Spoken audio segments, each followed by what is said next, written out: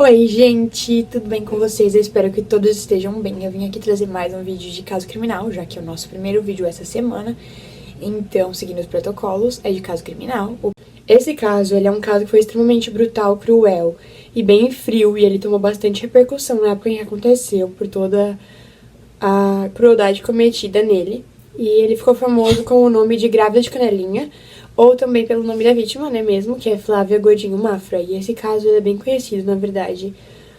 Acredito que vocês já tenham ouvido falar pelo menos um pouco dessa história, né, e vocês vão ficar chocados. Provavelmente você ainda não ouviu sobre essa história, sobre esse caso e tudo que aconteceu nele, você vai se chocar sim. E é isso, gente. Fica o aviso aí pra pessoas sensíveis, porque esse caso envolve uma barbaridade muito grande, então já tô avisando que pode chocar alguns espectadores. É isso. Vamos começar.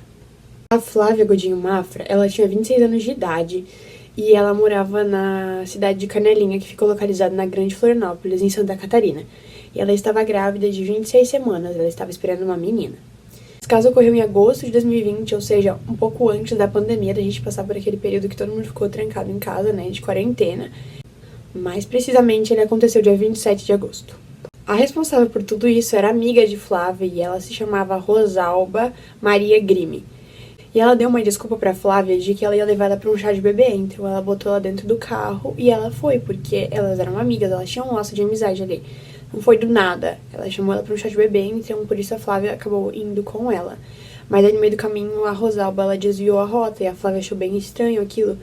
E aí foi nesse momento em que ela também ficou sem dar sinal de vida pra família, pros amigos. Ela não respondia mensagens e nem recebia elas e nem ligações. Então assim, ela estava totalmente off, as pessoas não tinham mais notícia dela. Ela acabou sendo dada como desaparecida. E vamos contextualizar aqui. A Rosalba, ela tinha já tido umas gravidezes frustradas, porque ela teve aborto espontâneo, ela tentou engravidar e não conseguiu, perdeu o bebê diversas vezes. Então ela já estava bem frustrada com isso. E ela tinha perdido mais um bebê naquele mesmo ano. E pra não decepcionar a família, porque eles estavam com uma expectativa muito grande pra esse bebê, pra não dizer que ela tinha perdido pra eles, ela preferiu então arranjar uma criança pra forjar ali que ela tinha conseguido ter o bebê mesmo. Então ela resolveu que ela ia conseguir uma criança de alguma forma. E aí foi ali que ela pensou na Flávia, porque a Flávia estava grávida, estava esperando um bebê, e o que ela queria exatamente era um bebê. Então ela resolveu que ela queria o bebê da Flávia pra ela. Foi aí que ela começa a arquitetar um plano macabro e cruel demais pra roubar o bebê da amiga dela. Esse desvio de rota que ela faz, ela acaba parando numa fábrica de cerâmica abandonada. E lá, então, ela pegou e deu com um tijolo na cabeça da Flávia e acabou deixando ela inconsciente. Então, a partir do momento em que ela se encontra inconsciente, ela tava com um estilete e ela, então, simplesmente abre o abdômen da Flávia e retira o bebê do ventre dela. Tanto que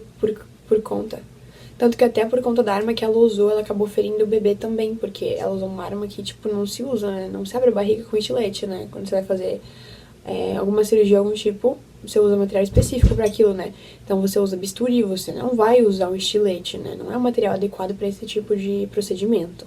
Pra enganar a todos, então, ela tava simulando que a bolsa dela tinha realmente estourado e ela foi, então, pra via pública pra simular isso, né? Pra simular que ela havia acabado de ter um parto. Segundo o que a Polícia Civil conta, ela foi para um hospital naquela noite e ela relatou que ela havia acabado de ter o parto, né? Mas é bem estranho isso, porque ela não tinha marcas recentes de um parto nela. Então, assim, extremamente estranho, tipo, como que ela tinha tido o bebê se ela não tinha nenhuma marca que comprovasse isso. E também o bebê, ele estava machucado, então isso emitiu um alerta. O bebê tinha cortes nos braços e nas costas, isso emitiu um alerta para a polícia.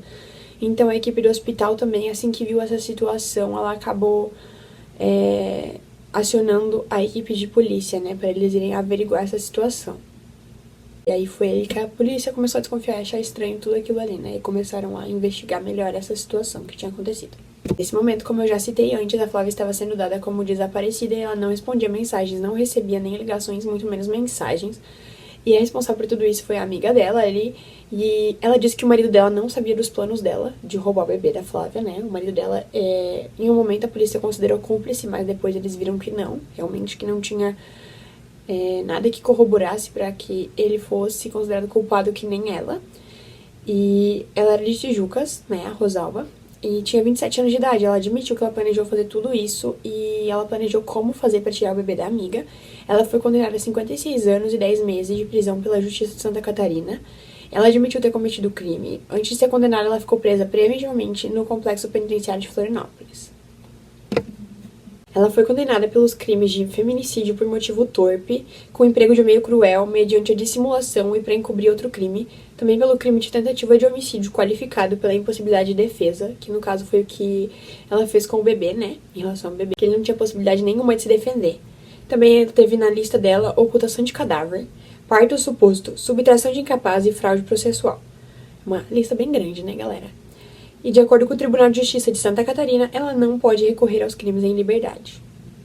Na prisão, a advogada de Rosalba, que foi a autora do crime, ela disse que ela estava surtando e que ela tinha pensamentos suicidas. Ela relatou isso até numa carta. Ela escreveu uma carta na qual ela expressava que ela estava sentindo e disse que até se odiava. Na carta, ela também agradeceu ao tratamento recebido na prisão e disse que estava com a mente perturbada. Ela disse: "Tenho tido pensamento suicida. Quero falar sobre o que estou sentindo. Parece que vou surtar. Preciso de atendimento médico. Que me oriente e me ajude, por favor. Eu sei que me odeio, mas eu tenho me apegado muito a Deus. Ele irá me salvar ou me levar. Ajudem-me." Ela escreveu.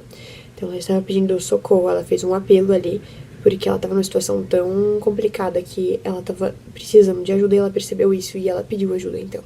O laudo pericial diagnosticou ela como uma pessoa com mente sã, não tinha nenhuma perturbação e nenhum distúrbio, nada.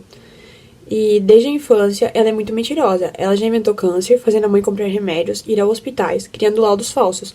Já adulta, perdeu um bebê e depois de 6 anos de casamento não suportou quando o irmão anunciou que ia ser pai e decidiu inventar uma gravidez.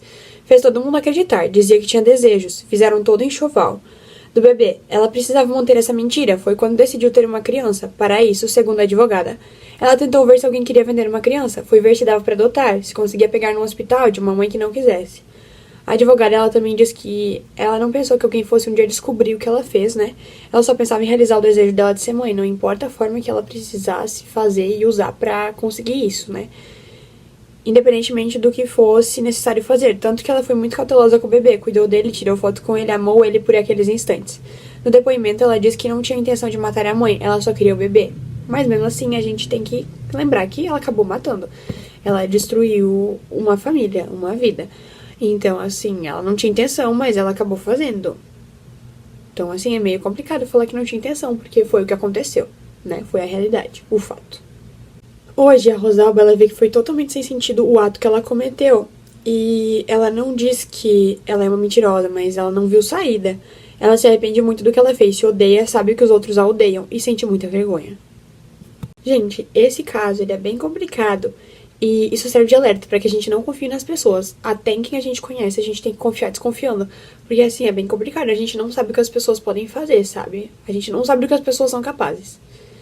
Principalmente em quem você acha que você conhece bem. As pessoas, elas podem nos decepcionar. A gente não deve dar confiança a eles para que a gente não corra risco de vida, né? Então, assim, é mais um caso para servir de alerta pra gente tomar cuidado com alguns tipos de situação e coisas e emitir alertas na nossa cabeça para que a gente pense: opa, isso aqui é uma situação de perigo, eu não vou me colocar nela. Tô sentindo uma coisa estranha. Ou que estranho isso, por que ela tá me chamando pra um chá de bebê do nada? Emitir uns alertas para que a gente tome um pouquinho mais de cuidado na hora de fazer as coisas, assim, pra que crimes como esse possam ser evitados de alguma forma, se é que tem como, né? Às vezes realmente não tem. É inevitável, né?